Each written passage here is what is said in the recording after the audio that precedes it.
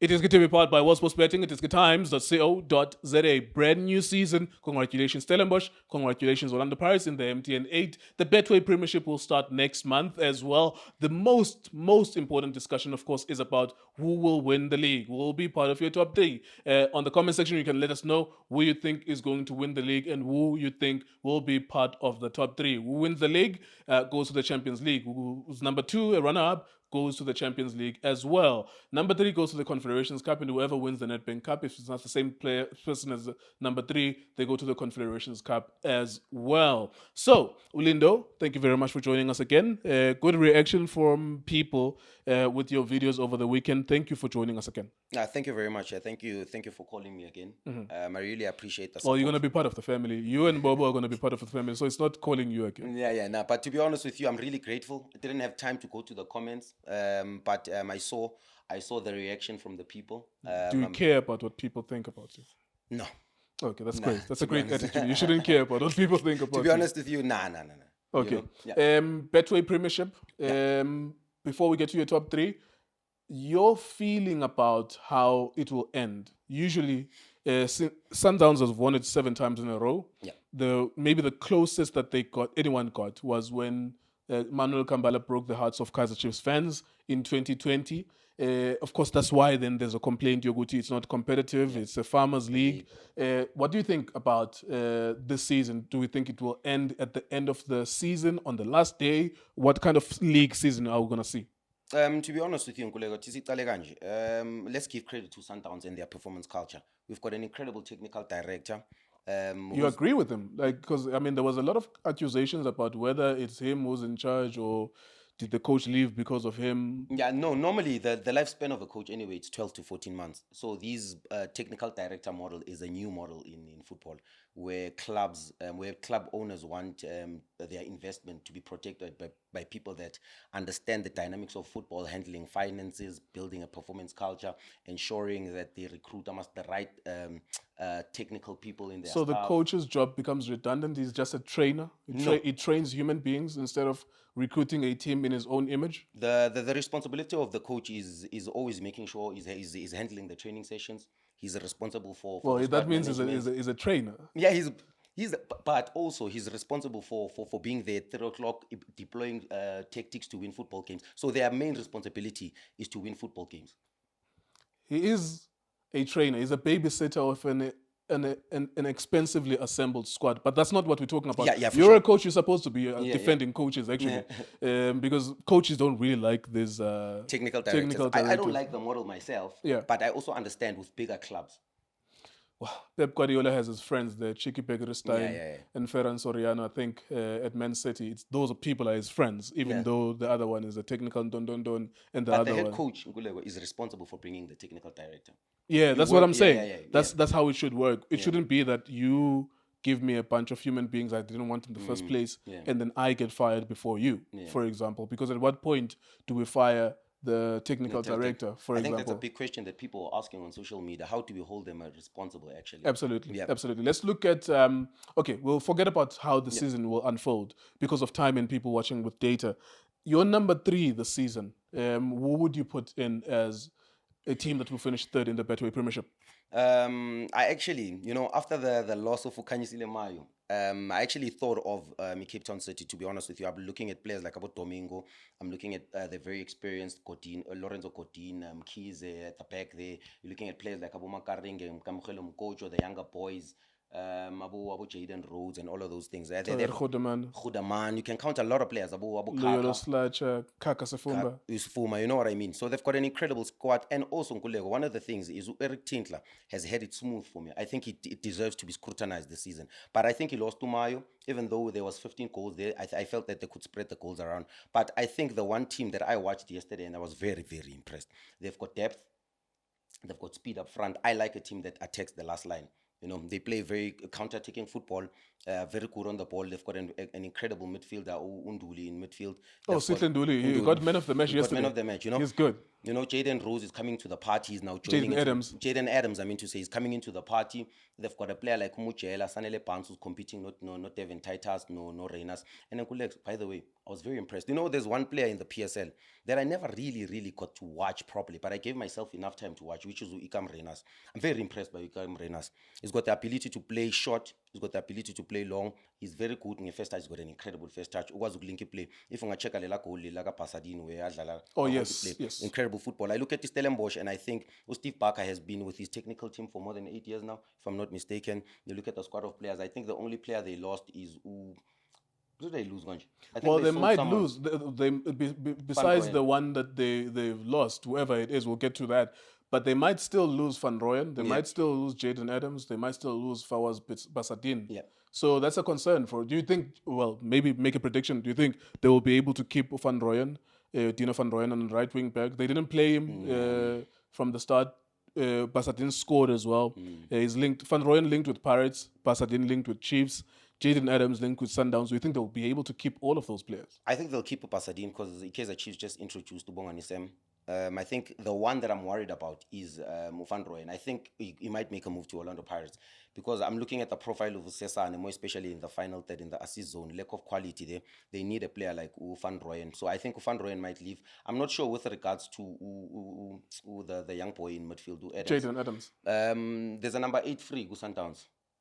That's what I'm saying. It's going to be difficult to keep those players for Stellenbosch, but you're giving them a number 3. Yeah, I'm giving them number 3. Yeah. Okay, so you were thinking Cape Town City, but after they lost Mayo, maybe number 3 for them. Yeah, maybe. But to be honest, I think they might make 4th, but I'll give Stelis based on a consistency last season.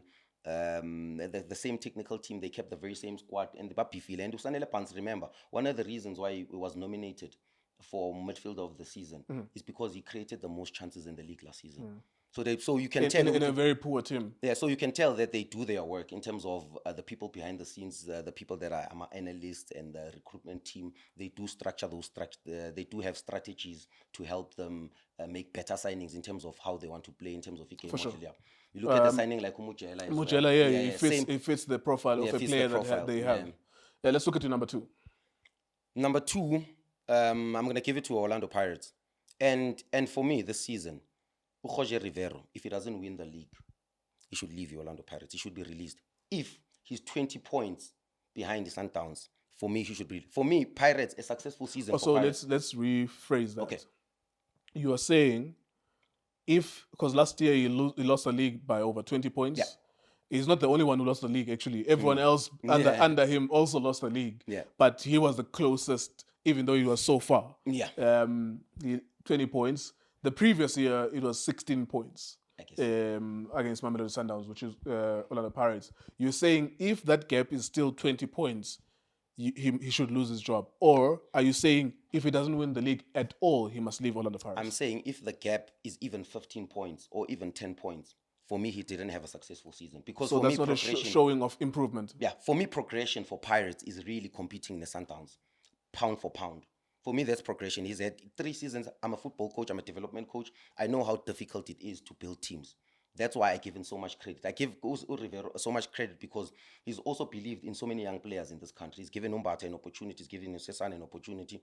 Umkoena an opportunity. You can count so many players. Unkota right now. Sure. Oh, yes, Umuha Unkota, yes, from the TDC.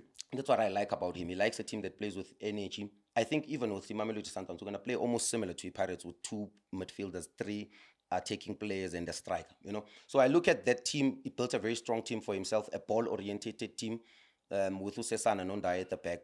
That's his game model. But I feel that Orlando Pirates is very strong.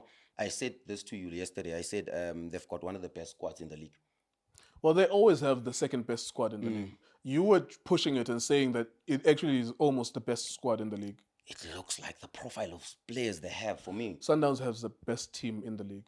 For me, for sure. By far. Even the additional experiences of being maybe top 3, the best team in Africa.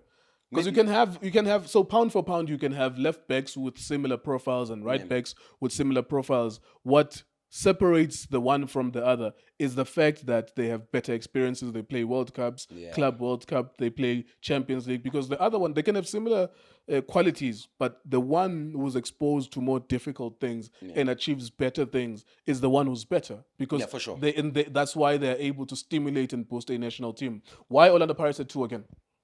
Pardon again? Why Orlando Pirates at 2 again? We're going back to them being number 2. I did say they need consistency. They need to spread their goals around Guleo. And they need to understand that winning the league doesn't mean beating Sundowns and Chiefs. They need to beat Cape Town Spurs. Okay, they need to beat Amakesi. They need to ensure that Ipulukwane City, they get 6 points. So for me, it's about the consistency of the players. It's about the consistency of the technical team as well, because they sometimes they change their lineup. But I was very impressed when they introduced to Helmi Kalchin in January. They started keeping a very consistent team, having Umabasa, they Umfukeng on the left. So I would give it to Lindo, to Orlando Pirates. All right. Your number 1, obvious? No, it's not really. Well, the same team has won the league 7 times. Yeah, to be honest with you, I'll give it to Mamelodi Sundowns. Very impressed when I'm calling pre-season yet. Coach Mangoba, actually, you know, this thing with Uncle is really a problem, more especially with the technical team. And I want to start here. Coach Mangoba comes to MTN 8 launch and he says there's a difference between attacking football and position football. He doesn't like a team that overplays. So what is he trying to say with when he was there as a technical team, Gurulan? Yeah, I don't think we need to even read between the lines. It's pretty clear that he is against what they were doing. He was against what they were doing, because you look at the Sundowns, Konamanji, we attack number fullbacks. Similar profile like your Orlando Pirates. 2 midfielders that are there, attacking a fullback, playing with 3 number 10s and a striker. You look at the profile of players that, you look at the profile of squad now, we've got a number 9. We signed wingers. That means we're going to introduce some more wingers going into the following season. So I think Sundowns has built a performance culture, to be honest with you. Well, the thing is, one of the reasons why I can't disagree with Sundowns winning the league, man. I can't see anyone else winning the league, actually. The thing is that those players are still the same players. There's tactics and there's the coach, and it's also true that when you have the same players, like Real Madrid, for example, had Zidane, they had Carlo Ancelotti, they still were winning the UEFA Champions League. There's a point where in the last 10 years, they had a serious run with UEFA Champions League, largely because they still had Toni Kroos, they still had Casemiro, they still had the same players. So I actually think that even if you had the worst possible coaching candidate at Sundowns, just on the strength of the players that you continue to sign and the players who've already won the league 5 times, that's predominantly most of that squad. They won it 7 times in a row, but most of them have now tasted it 3 or 4 times now in a row.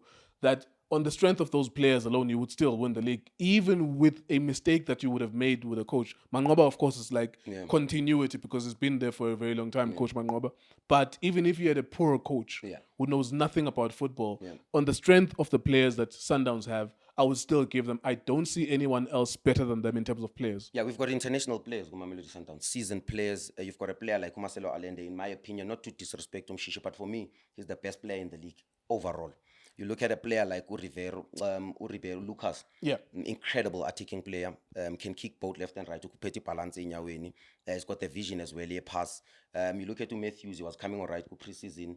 You look at players like Abu Mkwena. You still have Neo Mayema.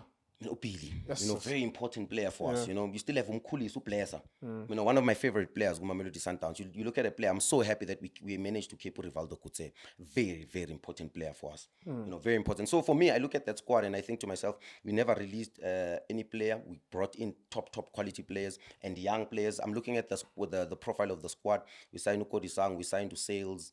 We signed the young boy, the left back from East Aseko Tiwana. So I look at that profile and I think to myself, we are building already Sundowns. And credit to Fleming Beck, in my opinion, to be honest with you. Because I feel that ever since he came into the club, I see the ladies doing well. I see the development team. Nah, bro, you were always going to do well with the ladies. I remember interviewing Agnes Nkosi, the captain of the Sundowns. Dallas, Madala. They call her Madala. I remember I went to a place when we started iDiskiTV, and at that season, they won the league unbeaten, but they couldn't be invincible because got COVID. So they couldn't play the last game that would render them unbeaten. So you were always going to be dominant with women.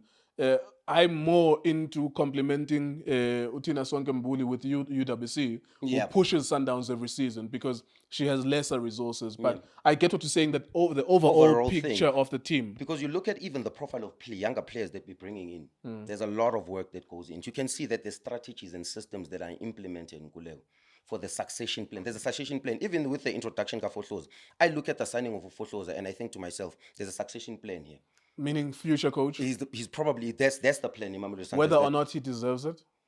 Okay, that's a question. That's another question. But for me, I look at Steve Gombela, I look at Umangoba, and I say, if they don't win the Champions League, if they don't really do well in the big competitions for Mamelodi Sundowns, I think there's a succession plan there to say, let's introduce a younger coach like Fohloza. You look at the profile of players. Whether or not he deserves it. Yeah, but also the reason why I'm giving credit to Fleming is because of, look at Lenkulego.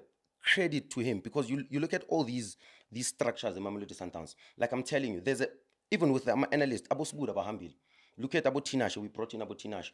That alone, that succession plan to also know that, and the future staff to hire when these ones are gone, that succession plan for me is incredible, Mamelodi Sundowns. Because even we've been doing well with the ladies, but you check the players that we've brought to be consistent that way in Kuleo, you understand that the people at the top are really, really implementing. You're always going to win. I'm not going to give you the women's one. You're always just going to win.